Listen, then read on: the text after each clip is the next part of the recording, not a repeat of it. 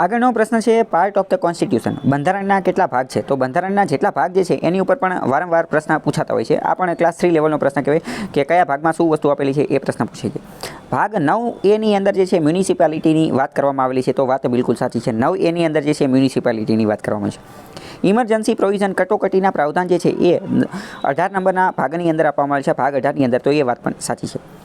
વાત કરીએ કે બંધારણની અંદર સુધારો કરવામાં આવે છે, અનુચ્છેદ 368 અંતર્ગત બંધારણમાં જે સુધારો કરવામાં આવે છે તો એ ભાગ 20 ની અંદર આપવામાં આવેલું છે, તો એ વાત પણ સાચી છે. ટૂંકમાં ત્રણેય વિધાન જે છે એ સાચા છે. આપણે આ જે ભાગ 9A જે છે તો એ મૂળ બંધારણની અંદર હતો નહીં, મૂળ બંધારણની અંદર નહોતો, પરંતુ જે 74મો બંધારણીય સુધારો કરેલો હતો 1992ની અંદર, એના અંતર્ગત આ જે 9A ભાગ જે છે એ એની અંદર ઉમેરવામાં આવ્યો હતો. અને અર્બન લેવલની અંદર શહેરી જે રાજ્ય વ્યવસ્થા જે છે, જેવી રીતે પંચાયતી રાજ, આ એક રીતનું પંચાયતી રાજ જ છે, પરંતુ શહેર માટેનું પંચાયતી રાજ જે છે એ મ્યુનિસિપાલિટી એ આ 9A ની અંદર આપવામાં આવ્યું છે.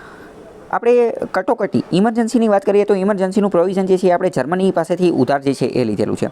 અને જે આ બંધારણમાં સુધારા માટેનું 20મા નંબરના ભાગની અંદર આપેલું છે તો એ અનુચ્છેદ 368ની અંદર જે છે એ આપેલું છે.